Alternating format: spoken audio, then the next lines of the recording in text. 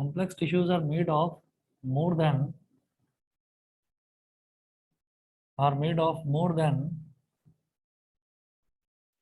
one type of cells. ये complex tissue है तो ये एक जैसे सेल्स से मिलकर नहीं बनती, अलग अलग तरीके के सेल्स से बनती है। तो हमने पहला पॉइंट ये हुआ कॉम्प्लेक्स परमानेंट टिश्यू का। पहले नोट करिए, फिर मैं एक एक पॉइंट आपको एक्सप्लेन करूंगा। कहानी की तरह समझ जाओगे, कोई ज्यादा मुश्किल लगेगा नहीं आपको। सेकंड पॉइंट देखिए, all these sales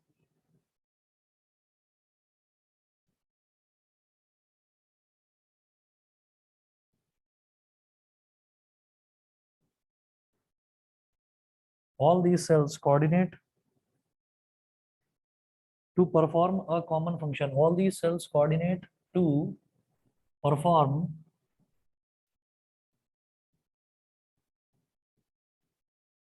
a common function. All these cells coordinate to perform a common function. Full stop.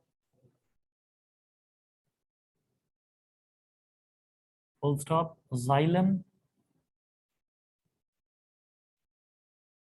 and phloem. PHLOEM. Xylem and phloem.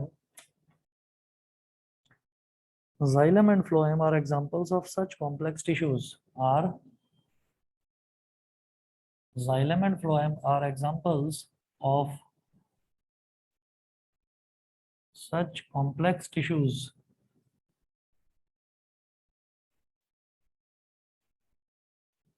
Such complex tissues. Next point note करेंगे, they are both conducting tissues and constitute a vascular bundle.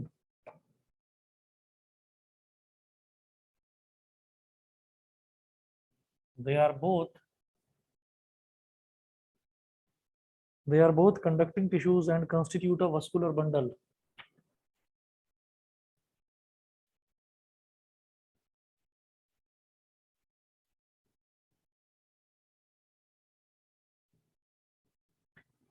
They are both conducting tissues and constitute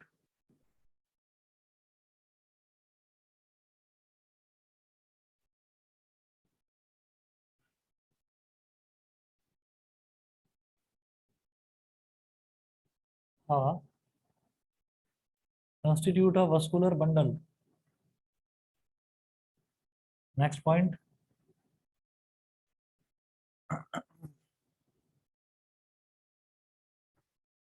Vascular or conductive tissue is a distinctive feature.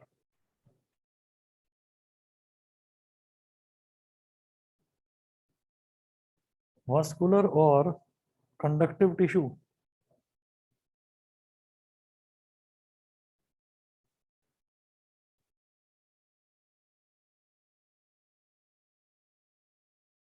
is a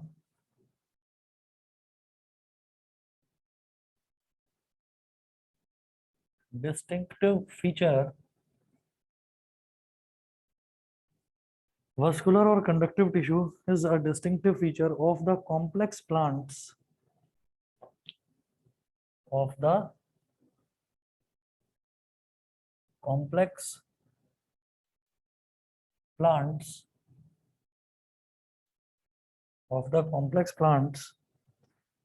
one that has made possible their survival,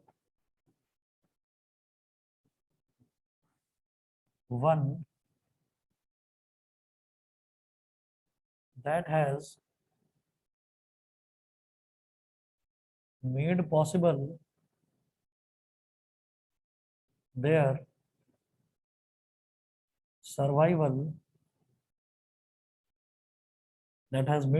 their survival, in the terrestrial environment.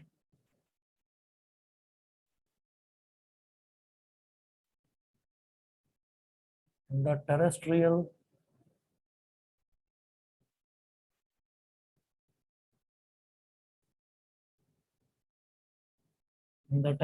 environment.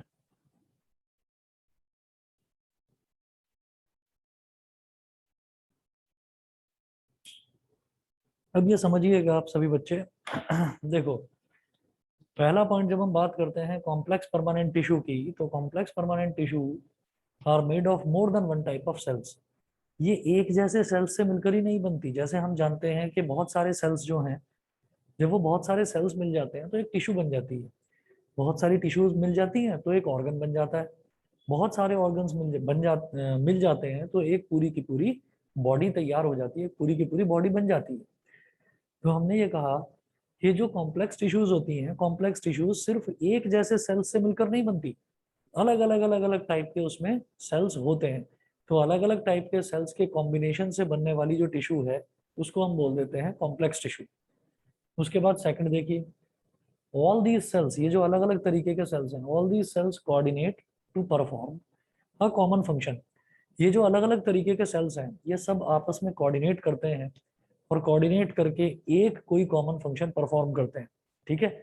Complex permanent, देखिए हम ये कहते हैं ना कि अगर मान लीजिए हम किसी भी पर्सन के बारे में बात कर रहे हैं, फॉर एग्जांपल कई बार ऐसा होता है कि हम दो तीन चार पांच हम फ्रेंड्स लोग आपस में बैठे हुए हैं, बातें कर रहे हैं। तो हम क्या करते हैं, हम कोई ऐसा फ्रेंड जो आसपास नहीं है, हम उसके बारे में बात करना शुरू करते हैं कि उसका नेचर कैसा है, उसका बिहेवियर कैसा है। हम कहते हैं बिहेवियर बड़ा कॉम्प्लेक्स है, उसका नेचर बड़ा कॉम्प्लेक्स है। तो कॉम्प्लेक्स का मतलब क्या है? कॉम्प्लेक्स का मतलब ये है कि वी कांट प्रेडिक्ट कि नेक्स्ट इंस्टेंट पर जो सामने वाला पर्सन है या हमारा कोई फ्रेंड है, वो गुस्सा होगा, नाराज होगा, हंसेगा, खुश होगा, क्या करेगा। तो ऐसी चीज जिसको हम प्रेडिक्ट नहीं कर सकते उसको हम सिंपल नहीं बोलेंगे, उसको हम बोलेंगे कॉम्प्लेक्स। तो आप ये देख लीजिए कि कॉम्प्लेक्स जो है वो सिंपल का एक तरह से एंटोनिम हो गया, उसका उल्टा हो गया। तो अभी तक जो हमने पढ़ा था वो पढ़ा था सिंपल परमानेंट टिश्यू, अब हम पढ़ रहे हैं कॉम्प्लेक्स परमानेंट टिश्यू। तो हम इसमें ये देख रहे हैं कि जो कॉम्प्लेक्स परमानेंट टिश्यू है उसमें और सिंपल परमानेंट टिश्यू में अंतर क्या है। पहला तो मेजर अंतर यही है कि सिंपल परमानेंट टिश्यू जो है वो एक जैसे सेल्स से मिलकर ही बनती है, लेकिन कॉम्प्लेक्स अलग अलग सेल्स से मिलकर बनते हैं। अब अगला अंतर ये समझाया जा रहा है कि अलग अलग तरीके के सेल्स से मिलकर तो बनती है कॉम्प्लेक्स टिश्यू, लेकिन इसका मतलब ये नहीं कि कॉम्प्लेक्स टिश्यू अलग अलग तरीके का कोई फंक्शन करेगी, नहीं, वो एक ही कोई फंक्शन परफॉर्म करेंगे। ठीक है। जैसे मैं आपको खैर एक एग्जांपल देता हूँ, आगे भी हम एग्जांपल्स इसके लेंगे। जैसे मान लीजिए हम बोलते हैं कि मस्कुलर टिश्यू जो है, मस्कुलर टिश्यू का क्या काम है? मस्कुलर टिश्यू का ये काम है कि जो हमारी बॉडी है उसको स्ट्रेंथ प्रोवाइड करना। लिगामेंट्स जो होते हैं, लिगामेंट्स भी एक कनेक्टिव टिश्यू है। वो क्या करती है कि मसल्स को और बोन्स को आपस में ज्वाइन करती है। ऐसा थोड़ी है कि बोन्स अलग पड़े हुए हैं बॉडी में और मसल्स अलग, वो भी तो जुड़े हुए हैं ना। तो बोन्स और मसल्स को कनेक्ट करने का काम एक कनेक्टिव टिश्यू करती है, उसको हम लिगामेंट बोल देते हैं। अभी पढ़ेंगे डिटेल में सारा। फिर हम ये कह रहे हैं कि अभी क्योंकि प्लांट सेल्स की बात हो रही है, तो प्लांट सेल्स में xylem and phloem are examples of such complex tissues. Xylem और फ्लोएम इसी तरीके के कॉम्प्लेक्स टिश्यूज का एग्जांपल है, और they are both conducting tissues and constitute a vascular bundle. Conducting tissues का मतलब क्या है कि ये जो जाइलम एंड फ्लोएम है ना, ये कंडक्ट करते हैं। कंडक्ट, अब आप ये कहेंगे कि कंडक्टर तो दो तरीके के होते हैं, या तो हीट का कंडक्टर है, जैसे हमने कहा आयरन है या कॉपर है, वो हीट का कंडक्टर है, या फिर इलेक्ट्रिसिटी का कंडक्टर है।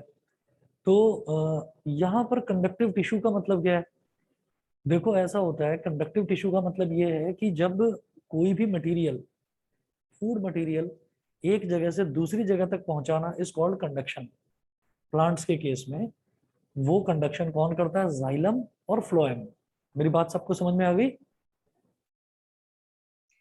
Yes sir. ठीक है, नो सर। दोबारा बताता हूँ। हमने मान लीजिए खाना खाया, हमने खाना खाया, तो हम खाना खा रहे हैं तो खाना हमारे स्टमक तक कैसे जा रहा है? हमारा जो फूड पाइप है ना, वो फूड पाइप के थ्रू जा रहा है। हमने माउथ से खाना खाया, उसको च्यू करा, ग्राइंड करा, फिर वो थ्रोट जिसको हम इसोफेगस बोलते हैं, उसके थ्रू होता हुआ हमारे फूड पाइप में होता हुआ हमारे स्टमक में पहुंच जाता है। ठीक है। तो जो हमारा फूड पाइप है वो क्या हो गया? वो एक तरह से कंडक्टिंग टिश्यू हो गया। कंडक्ट मतलब जो खाने को एक जगह से दूसरी जगह पहुंचा रहा है।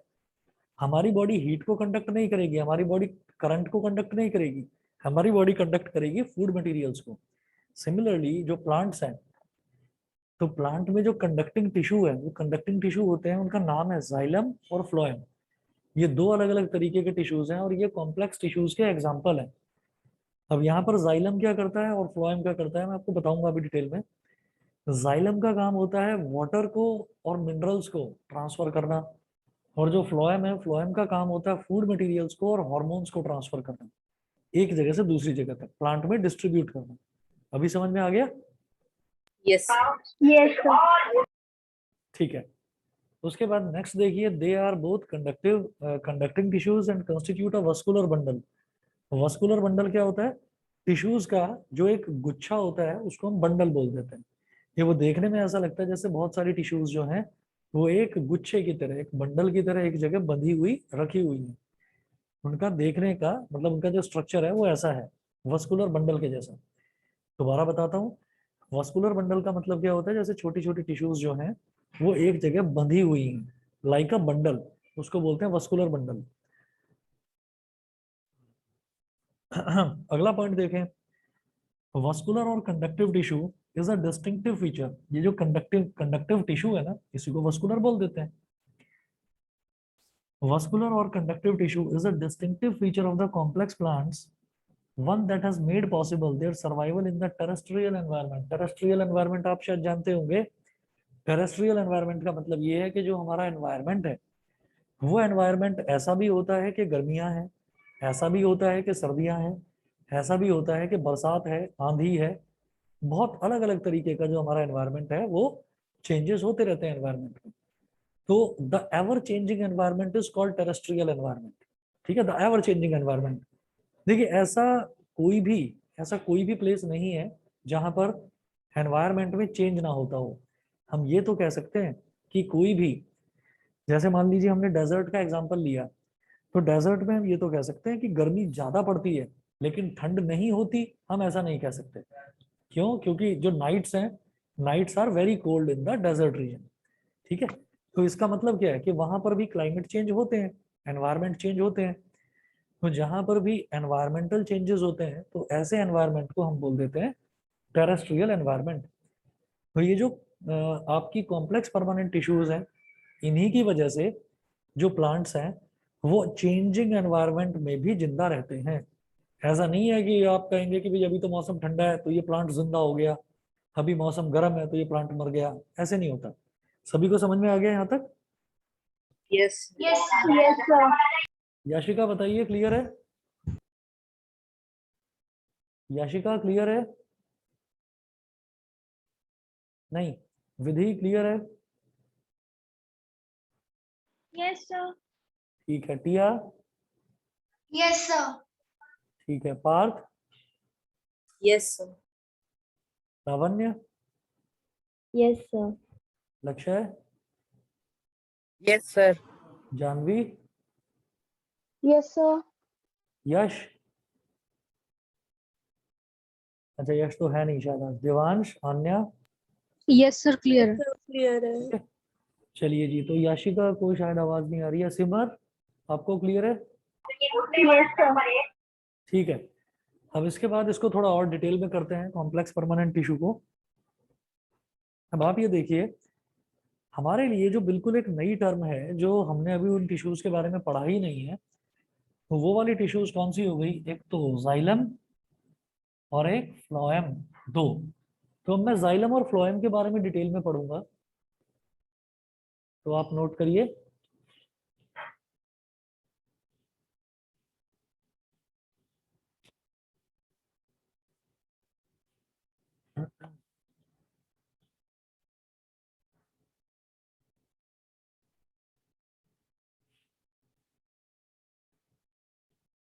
Xylem consists of tracheids,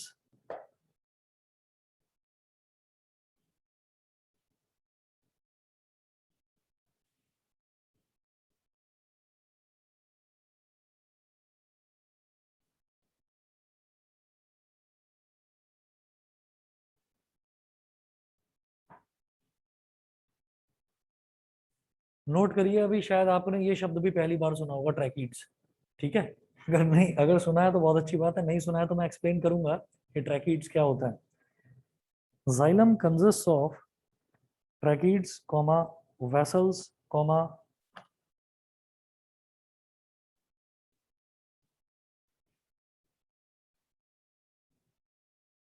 tracheids, vessels, xylem, parenchyma, xylem parenchyma,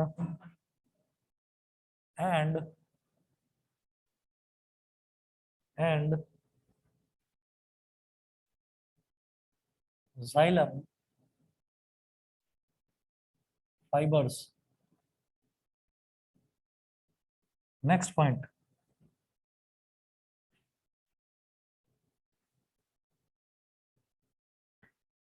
The cells have thick walls and many of them are dead cells.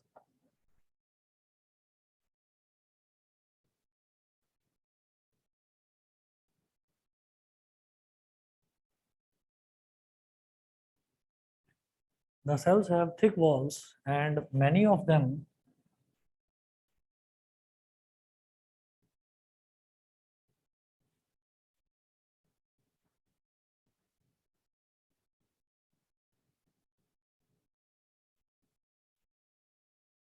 the cells have thick walls and many of them are dead cells. Full stop.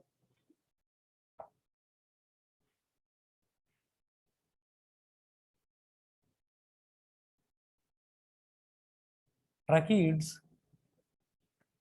and vessels are tubular structures.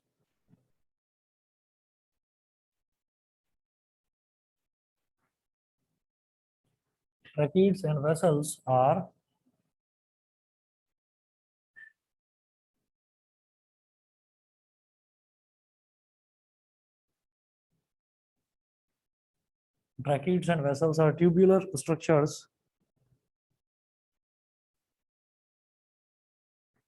Full stop. This allows them to transport water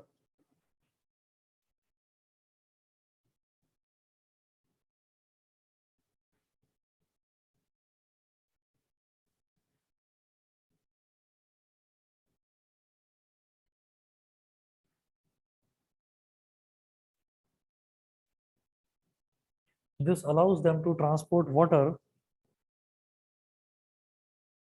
and minerals vertically.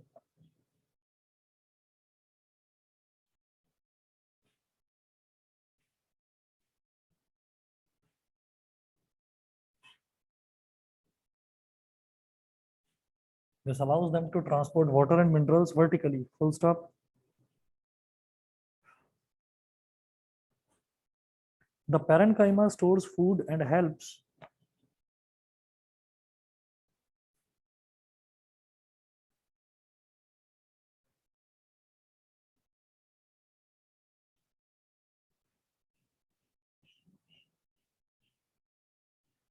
the parenchyma stores food and helps in the sideways conduction of water and helps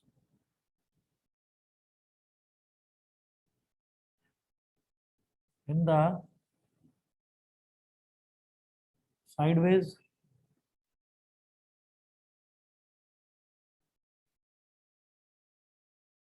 conduction of water and helps in the sideways conduction of water. Full stop. Fibers are mainly supportive in function. अगला है